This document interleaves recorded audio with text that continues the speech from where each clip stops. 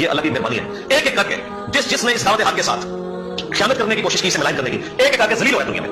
آپ نے شروع ہو جائے، جس نے میرے ساتھ کی قیمت رکھی تھی آج وہ قبر میں ہے، میں تو ادھر بیٹھا ہوں۔ جس نے کہا کہ ان پڑھو پاکستان آج تیسرا مہینہ لگتا پھرتا ہے، سیما تک بدل لیا انہوں نے اپنی گرفتاری نہیں دے رہا، جب سے میں کہیں آتا بھی چھپا دیا کوئی دو جملے بولنے میں بھاگ جاتا ہے، اسے گھر والے بھی پکڑے انہوں نے ایک ایک کر کے سارے راستے سے ڈالے، ٹھیک ہے۔ اور وہ علماء جو ہمیں کہتے تھے سچائی بیان کرنے پر کہ انجینئر صاحب کے منہ میں بواسیر ہے، دیکھیں اللہ تعالیٰ نے کتنا بڑا امتحان اس پہ ڈالا کہ اس کے منہ سے کیا نکلا ہے، اور میں نے پھر بھی اس کا بدلہ نہیں لیا اسے، میں نے کہا اللہ اس کو معاف کرے، اسے توبہ کر لیا ایک ایک کر کے۔ ابھی میرے کوئی نہیں بتایا تھا جس نے کوئی بہت بلند اور باندھاوے کیے اور وہ اس طریقے سے ایکسپوز نہ ہو جائے پبلک کے سامنے۔ بسم اللہ الرحمن الرحیم، اللہم صلی علی محمد وآلہ واصحابہ اجمعین۔ مرزا جہلمی اپنی شیطانیت جس کو وہ دعوت حق کا نام دیتا ہے، اس کے حوالے سے اس نے ایک بیان دیا، کہتا ہے کہ جس نے اس کو چھیڑنے کی کوشش کی ہے وہ دنیا میں ذلیل ہوا، اور چند علماء کے نام دیے، افضل قادری صاحب کا نام دیا کہ وہ اب مر گئے ہیں، اور اسی طرح ظہیر الحسن شاہ صاحب کے حوالے سے بات کی کہ وہ چھپتے پھرتے ہیں۔ مرزا علماء ذلیل نہیں ہوئے بلکہ تو خود ذلیل ہوا ہے، اور تیری ہی باتوں نے، تیرے ہی سٹوڈنٹس نے اور تیری ہی کرتوتوں نے تجھے ذلیل کیا ہے۔ میں چند باتیں پیش کرتا ہوں اور پھر انشاءاللہ اس کے گھر کی باتیں بھی میں آپ کے سامنے رکھوں گا کہ اپنے گھر کی باتیں یہ کیسے بیان کرتا ہے اور اپنے گھر میں کیسے ذلیل ہوتا ہے، یہ خود بیان کرتا ہے۔ مرزا تو اپنی زبانی آپ ذلیل ہوتا ہے، علماء کبھی بھی ذلیل نہیں ہوئے الحمدللہ۔ رہی بات ظہیر الحسن شاہ صاحب کی، تو شاہ صاحب نہ اس دن بھاگے تھے نہ اب بھاگے ہیں، یہ بات سب کو پتا ہے کہ شاہ صاحب کی اس فتوے سے ہی یہ سارا معاملہ جو ہے وہ اسمبلی تک گیا اور پھر وہ معاملہ حل ہوا۔ رہی بات پیر افضل قادری کی، تو کوئی بندہ اتنی دیر تک مر نہیں سکتا جتنی دیر تک اللہ نہ چاہے۔ کلو نفس ذائقۃ الموت، اللہ پاک نے وقت مقرر کیا ہے تو ہر ایک نے جانا ہے۔ اگر افضل قادری صاحب فوت ہو گئے ہیں تو اللہ کی رضا ہے، اللہ نے چاہا تو وہ فوت ہوئے، ان کی لکھی ہوئی تھی۔ اب میں مرزا کی چند باتیں پیش کرتا ہوں۔ پہلی بات، اس نے معاذ اللہ نبی پاک علیہ السلام کے بارے میں لفظ چھوکرا استعمال کیا۔ جب اس کو کہا گیا تو یہ اکڑ گیا شیطان کی طرح، اس نے اپنی غلطی کو تسلیم نہیں کیا۔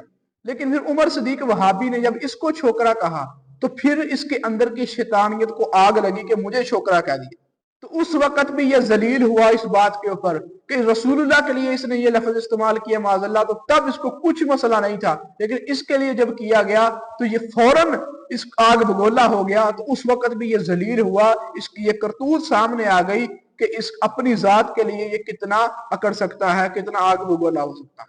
نمبر دو، تحذیر الناس کی جو عبارت ہے ختم نبوت کے حوالے سے، اس نے اس عبارت کو، اس کفریہ عبارت کو اپنے ریسرچ پیپر میں لکھا اور اس کو کفریہ کہا، لیکن اسی کا بابا اسحاق جس کو یہ وقت کا حسین کہتا ہے، جس کو یہ پتہ نہیں کیا کیا کہتا ہے، اس نے اس کتاب کی تعریف کی اور اس کتاب کے حوالے سے اپنا اس نے کھلا موقف پیش کیا، وہ اس کو صحیح جانتا تھا۔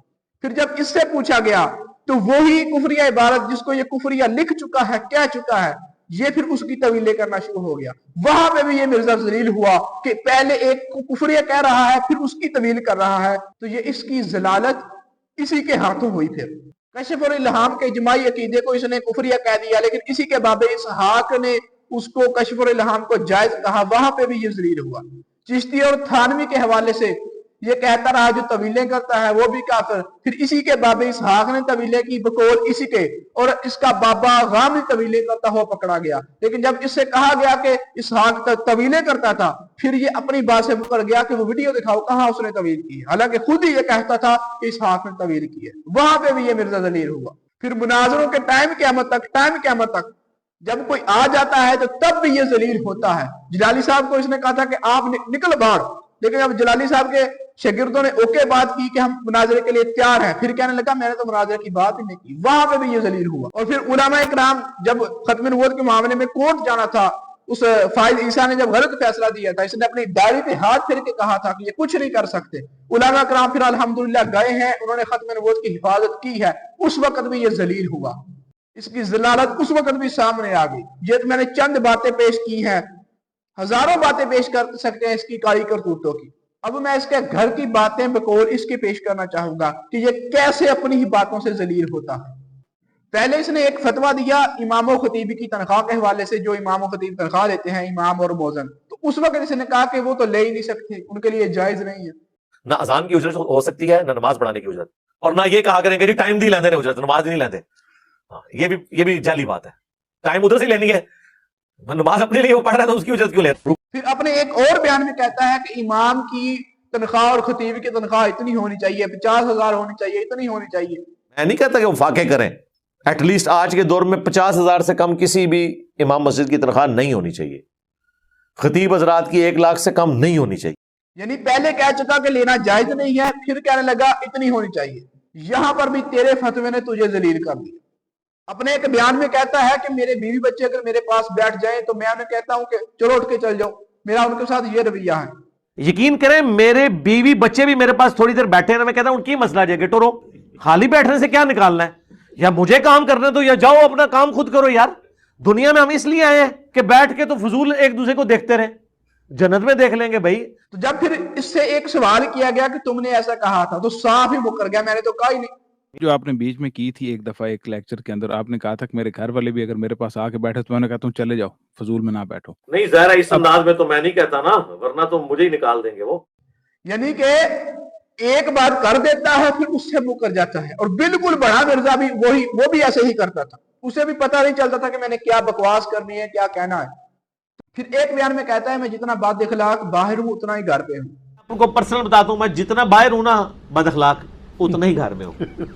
ٹھیک ہے, یعنی طبیعت میری تھوڑی سی اس حوالے سے ہے, یعنی وہ ظاہر ہے کہ یہ اسٹرکٹ طبیعت نہ ہو تو پھر مینیجبل. اور پھر ایک اور بیان میں کہتا ہے میں گھر میں اس طرح تھوڑی بولتا ہوں. آپ کیا سمجھتے ہیں میں گھر میں جب بیٹھا ہوتا ہوں تو میں اپنی بیوی سے روٹی اسی انداز میں مانگتا ہوں جس طرح میں تقریر کر رہا ہوں؟ پھر ٹائم کیا ہوتا کہ مجھے روٹی نہیں سے ملنی. یعنی کہ دونوں باتوں میں تضاد, ایک طرف کچھ اور کہہ رہا ہے, دوسری طرف کچھ اور کہہ رہا ہے. تو مرزا صاحب یہ بھی تمہاری باتوں نے تجھے ذلیل کر دیا.